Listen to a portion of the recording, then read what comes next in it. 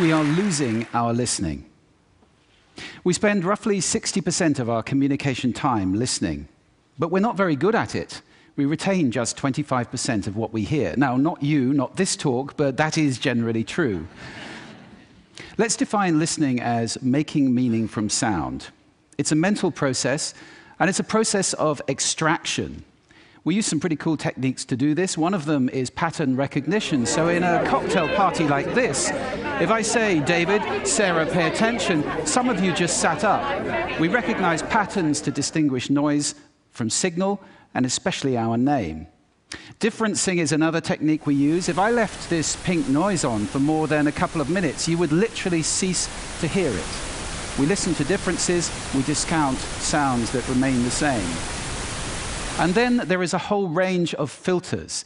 These filters take us from all sound down to what we pay attention to. Most people are entirely unconscious of these filters, but they actually create our reality in a way because they tell us what we're paying attention to right now.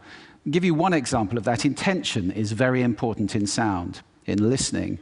When I married my wife, I promised her that I would listen to her every day as if for the first time. Now that's something I fall short of on a daily basis.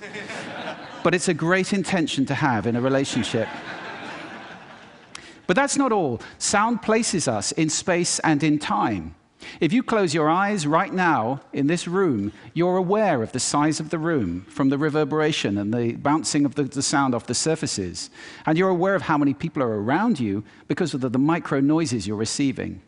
And sound places us in time as well, because sound always has time embedded in it. In fact, I would suggest that our listening is the main way that we experience the flow of time from past to future. So, sonority is time and meaning, a great quote. I said at the beginning, we're losing our listening. Why did I say that? Well, there are a lot of reasons for this. First of all, we invented ways of recording. First, writing, then audio recording, and now video recording as well. The premium on accurate and careful listening has simply disappeared. Secondly, the world is now so noisy. With this cacophony going on visually and auditorily, it's just hard to listen. It's tiring to listen. Many people take refuge in headphones, but they turn big public spaces like this, shared soundscapes, into millions of tiny little personal sound bubbles. In this scenario, nobody's listening to anybody. We're becoming impatient. We don't want oratory anymore, we want sound bites. And the art of conversation is being replaced, dangerously, I think, by personal broadcasting. I don't know how much listening there is in this conversation, which is sadly very common, especially in the UK. We're becoming desensitized. Our media have to scream at us with these kind of headlines in order to get our attention. And that means it's harder for us to pay attention to the quiet, the subtle, the understated. This is a serious problem that we're losing our listening. This is not trivial, because listening is our access to understanding. Conscious listening always creates understanding, and only without conscious listening can these things happen. A world where we don't listen to each other at all is a very scary place indeed. So I'd like to share with you 5 simple exercises, tools you can take away with you to improve your own conscious listening. Would you like that? Yes. Good. The first one is silence.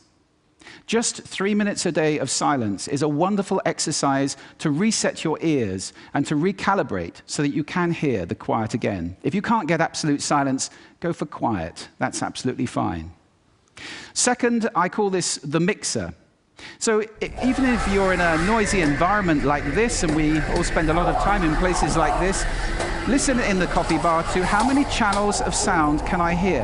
How many individual channels in that mix am I listening to? You can do it in a beautiful place as well, like a lake.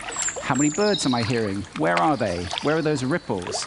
It's a great exercise for improving the quality of your listening. Third, this exercise I call savoring, and this is a beautiful exercise. It's about enjoying mundane sounds. This, for example, is my tumble dryer. It's a waltz. 1, 2, 3, 1, 2, 3, 1, 2, 3. I love it. Or just try this one on for size.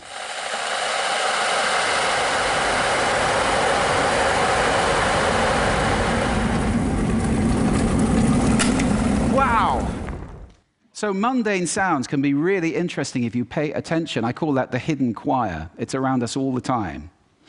The next exercise is probably the most important of all of these. If you just take one thing away, this is listening positions. The idea that you can move your listening position to what's appropriate to what you're listening to. This is playing with those filters. You remember I gave you those filters at the beginning? It's starting to play with them as levers, to get conscious about them and to move to different places. These are just some of the listening positions or scales of listening positions that you can use. There are many. Have fun with that. It's very exciting. And finally, an acronym. You can use this in listening, in communication. If you're in any one of those roles, and I think that probably is everybody who's listening to this talk. The acronym is RASA, which is the Sanskrit word for juice or essence. And RASA stands for receive, which means pay attention to the person, appreciate, making little noises like, oh, okay. Summarize, the word so is very important in communication. And ask questions afterwards. Now, sound is my passion, it's my life. I wrote a whole book about it, so I live to listen. That's too much to ask for most people. But I believe that every human being needs to listen consciously in order to live fully. Connected in space and in time to the physical world around us, connected in understanding to each other, not to mention spiritually connected, because every spiritual path I know of has listening and contemplation at its heart. That's why we need to teach listening in our schools as a skill. Why is it not taught? It's crazy. And if we can teach listening in our schools, we can take our listening off that slippery slope to that dangerous, scary world that I talked about and move it to a place where everybody is consciously listening all the time, or at least capable of doing it. Now, I don't know how to do that, but this is TED. And I think the TED community is capable of anything. So I invite you to connect with me, connect with each other, take this mission out, and let's get listening taught in schools and transform the world in one generation to a conscious listening world, a world of connection, a world of understanding, and a world of peace. Thank you for listening to me today.